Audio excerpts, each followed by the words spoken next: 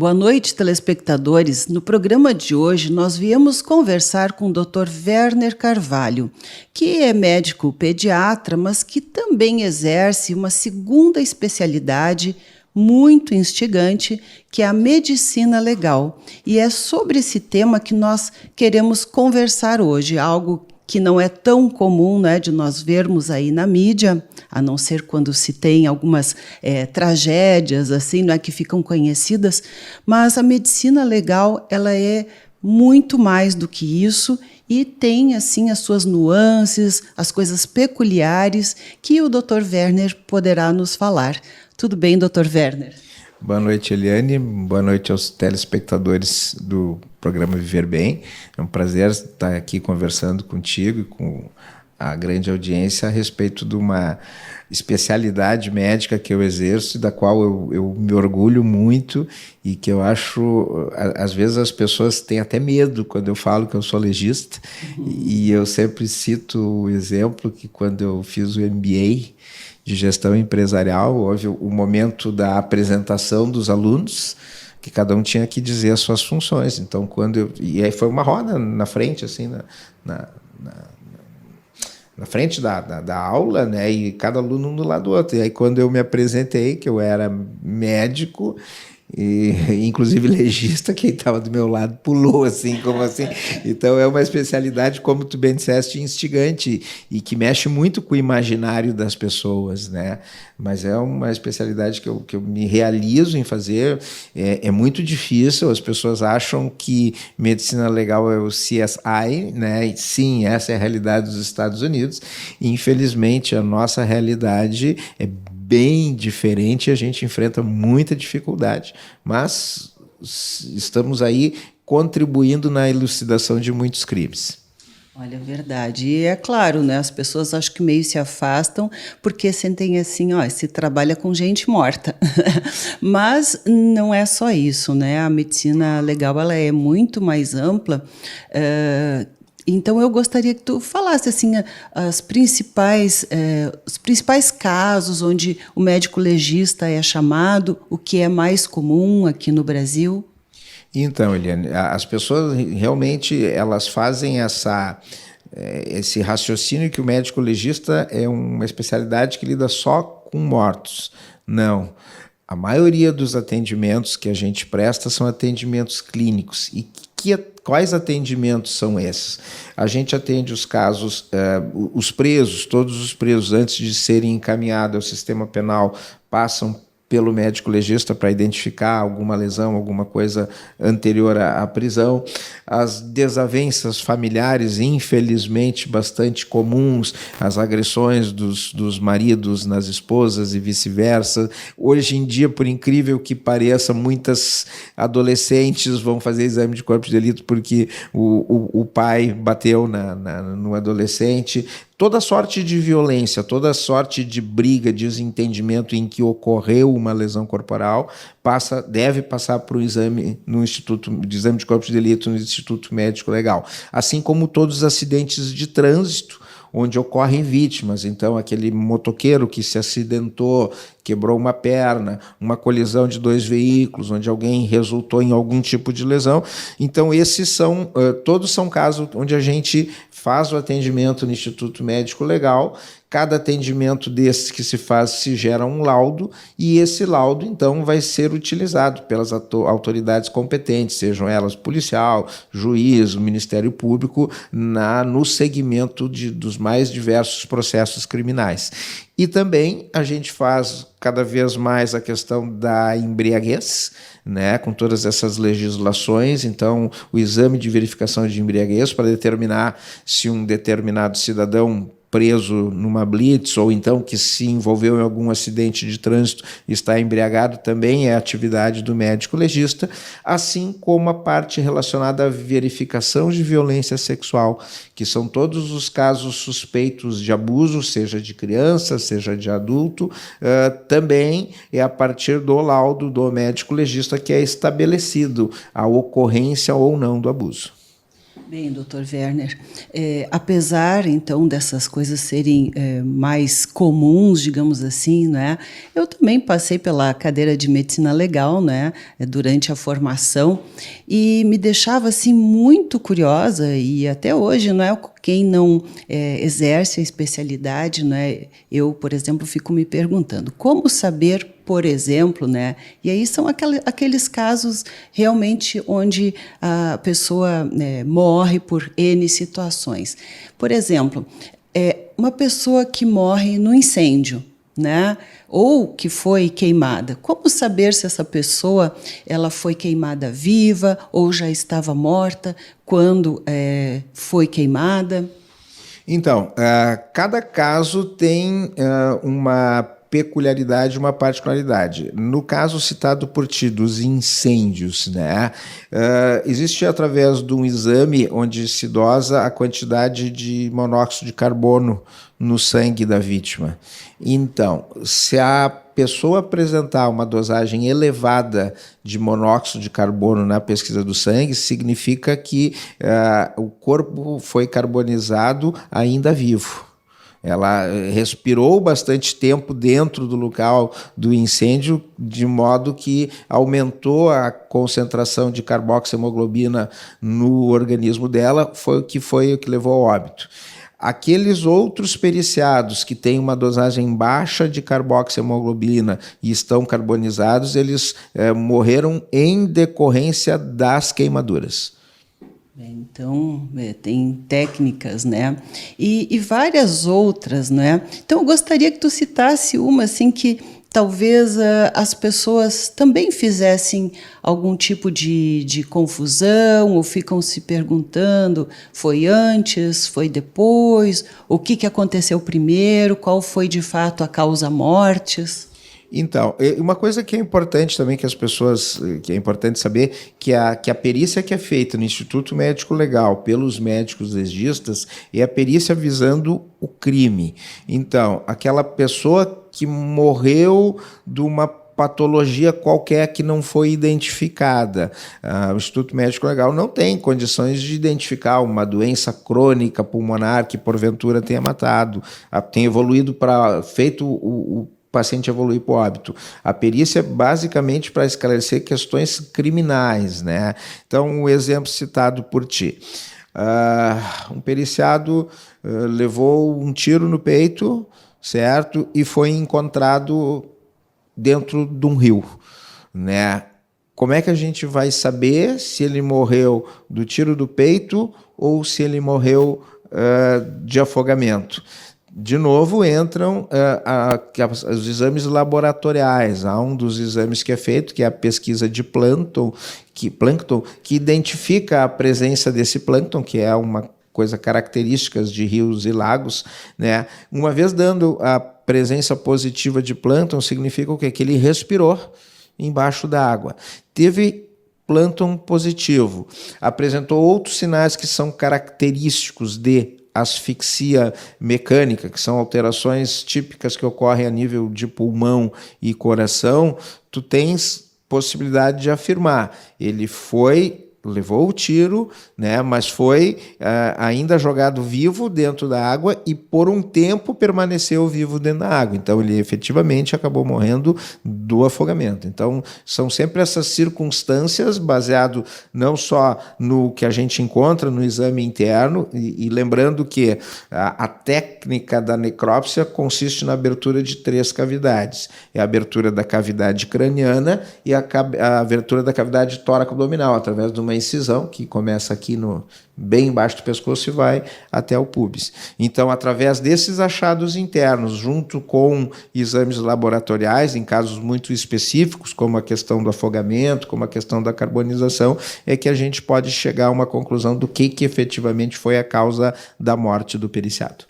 Da mesma forma, então, por exemplo, se alguém se afoga, digamos assim, não é? Se ela morreu porque ela engoliu a água, ou seja, aspirou a água, ou se ela morreu, segurou a respiração e acabou morrendo por falta de oxigenação. Seria o mesmo caso.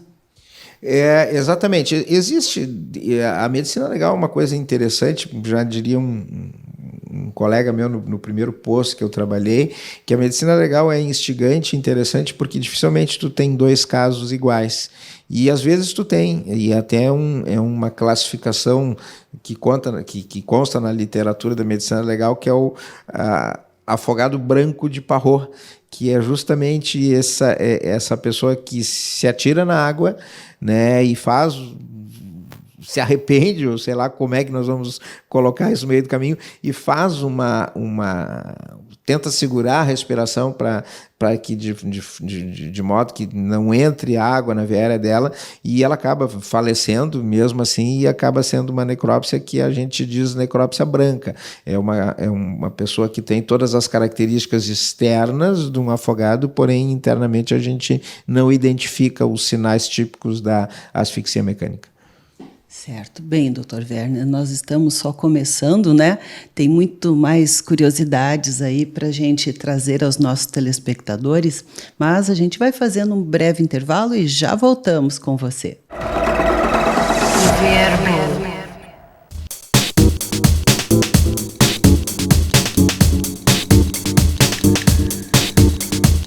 Estamos de volta hoje conversando com o Dr. Werner Carvalho, médico pediatra e também médico legista. Mas o nosso assunto hoje com ele é a medicina legal. E eu gostaria nesse bloco, Dr. Werner, falar um pouquinho sobre a questão dos suicídios, não é? Porque a gente vê um número crescente de suicídios, especialmente entre jovens, não é?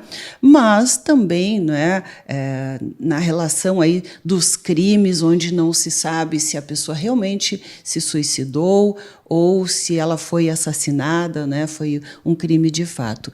Então, como está, em primeiro lugar, nessa questão dos suicídios, vem, de fato, aumentando muito, e também como diferenciar, não é, se uma pessoa realmente se suicidou ou foi um pseudo-suicídio, na verdade foi assassinada, não é?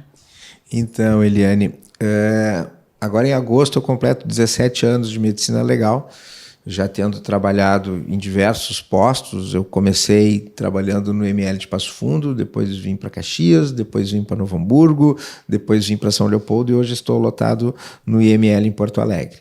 É assustador o número crescente de suicídios. Dificilmente passa um plantão sem termos 1, 2, eventualmente 3. Esses dias tivemos o ápice, que foram 4 enforcados no mesmo dia. Característica principal dos suicídios jovens, né? É impressionante o índice de suicídio na adolescência e nos adultos jovens. Eu quero crer que a pandemia pode ter contribuído para as pessoas que já estavam com algum tipo de dificuldade terem piorado e levado a essa decisão fatal de acabar com a própria vida. Então, chama atenção, assim, realmente nos últimos anos, nos últimos tempos, a gente tem tido um número crescente de casos. A grande maioria, sem dúvida, é por enforcamento. Tem outras formas, né? Esses tempos eu fiz de uma jovem também, 30 e poucos anos, que ingeriu soda cáustica. Tem os jovens que se atiram e tem aqueles que se suicidam com, né, arma de fogo.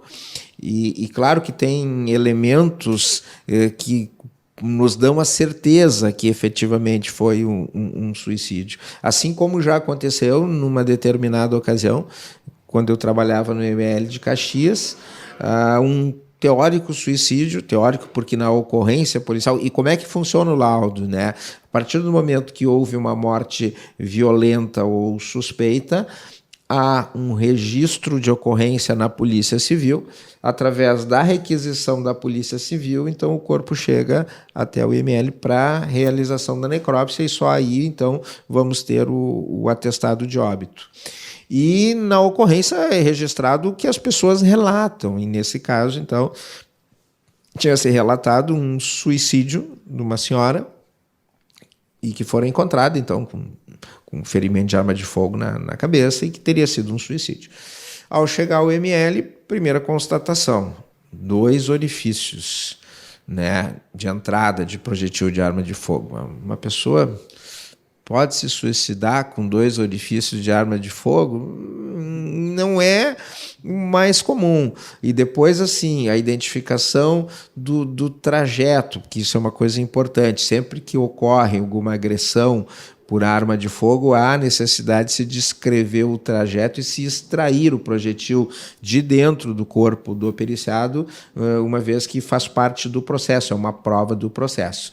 Então, a partir da análise externa, onde tu já identifica ali 2 orifícios de entradas, associados à descrição da trajetória do projetil dentro do corpo da vítima, baseado no ferimento de entrada e do local onde o projetil foi extraído, se chegou à conclusão que sim, por óbvio, tinha ocorrido um óbito, mas se levantou a suspeita que pudesse não ter sido um suicídio.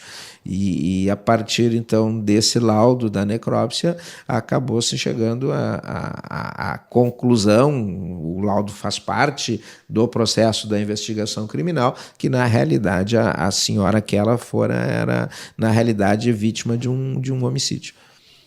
A gente vê isso nos filmes, né? Preparam tudo direitinho, luva, limpam impressões digitais, né? Fazem todas aquelas coisas.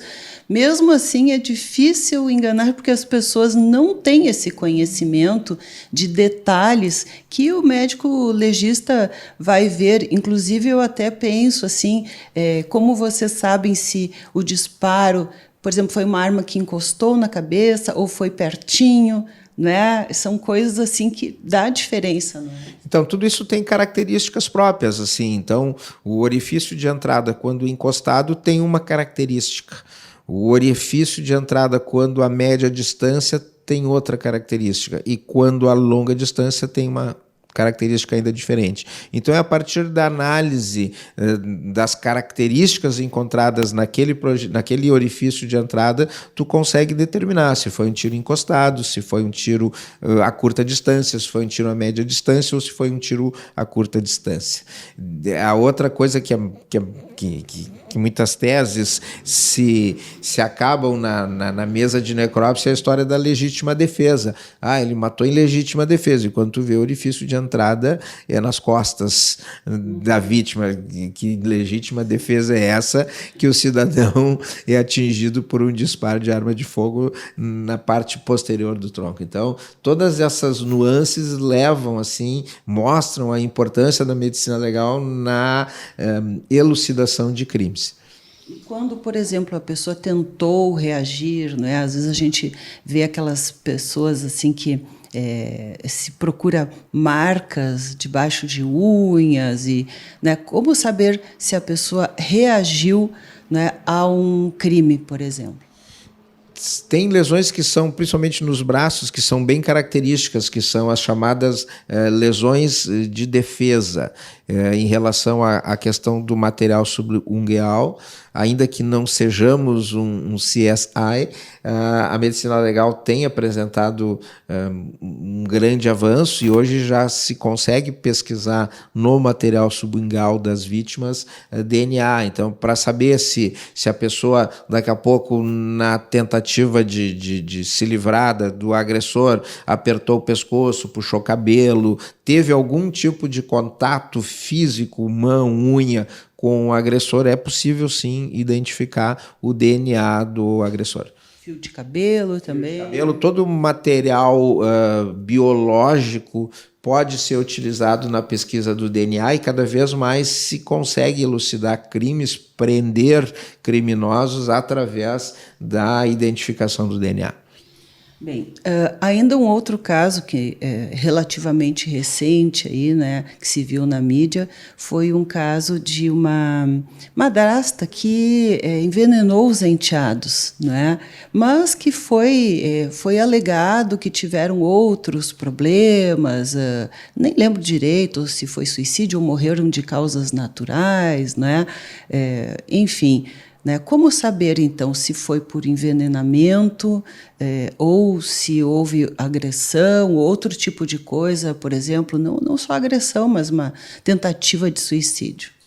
Vamos lá. A questão do envenenamento. Cada veneno, né, ou cada substância utilizada como veneno, ela pode determinar alterações típicas, características dentro do organismo. Então, de novo, o exame das cavidades permite a identificação de lesões características, né? E sendo que cada veneno, cada substância tóxica pode determinar essas características, associado à dosagem. Então, todo corpo que é vítima de violência, a gente procede à dosagem de álcool etílico e pesquisa de venenos, pesquisa de psicotrópicos. Tem uma série de exames que a gente consegue fazer também no laboratório e que muitas vezes consegue, então, identificar a presença de um raticida, por exemplo, que é uma causa frequente de envenenamento, que apresenta uma série de alterações de discrasia sanguínea, né? São grandes hemorragias internas que a gente identifica no exame e comprova, então, através do exame de laboratório. Olha só quanta coisa, não é? Bem, doutor Werner, nosso programa já está chegando ao final, mas eu deixo ainda aí um minutinho, não é? Se o senhor quiser deixar alguma dica ou citar ainda uma outra experiência mais curiosa, quem sabe? Então, pessoal, agradecer a oportunidade que tu nos deste de esclarecer um pouco a população quanto à importância da medicina legal. Eu sempre digo que não gosto de encontrar conhecidos no meu plantão, não é um lugar bacana, mas a função do médico legista é muito importante, né? E salientar e de repente, assim, até fazer um chamamento aos órgãos governamentais, porque até pouco tempo tínhamos um IML em Novo Hamburgo e já faz certamente mais de 5 anos que o posto foi fechado por absoluta falta de profissionais. Essa nossa atividade é uma atividade pública, nós somos funcionários do Estado do Rio Grande do Sul e, para teres uma ideia, o posto médico legal de Novo Hamburgo chegou a funcionar com 7 médicos. E esses 7 médicos hoje todos estão aposentados, né? Então tínhamos 7 médicos legistas em Novo Hamburgo e 2 em São Leopoldo. Até 2 anos atrás, esses 7 médicos legistas de Novo Hamburgo e os 2 de São Leopoldo, ou seja, 9 médicos legistas, eram a função exercida só por mim, e aqui em São Leopoldo, então, a gente não tinha necrotério, então eu fazia só aquela atividade clínica. Então, eu acho que é importante que as autoridades se atentem da necessidade e que, de alguma forma, exerçam uma pressão no Estado, que completem o quadro de legistas e que a gente possa, o mais breve possível, ter de novo um posto médico legal atuante, como era onde eu cheguei a trabalhar no Hamburgo, 24 horas de atendimento, porque quando tu recorre à medicina legal, já não é um fator bom, é um fator que está gerando sofrimento. E se esse sofrimento ainda demandar a necessidade de ser transferido a Porto Alegre, onde, falando especificamente na questão das necropsias, se perder um familiar, um ente querido de morte violenta, inesperada, e aí tu tem que transferir esse corpo até Porto Alegre. O Porto Alegre é a região, o UML central do estado, daqui a pouco chegar lá, tem vários exames para ser feito, então demanda uma demora muito grande. Então acho que é importante que se comece a se pensar e que dentro de um movimento das entidades da cidade se consiga trazer novamente um posto médico legal para Novo Hamburgo. Olha, então está aí, né? Porque a gente fica sabendo por que a demora, né, muitas vezes, em relação a isso. Bem, doutor Werner, queremos lhe agradecer, não é? Realmente um assunto muito interessante e que o senhor tenha sucesso sempre aí no seu trabalho, né? Esclarecendo muitos crimes e outras situações. Muito obrigada. Eu que agradeço a oportunidade, um grande abraço a todos os telespectadores. Obrigado, Eliane.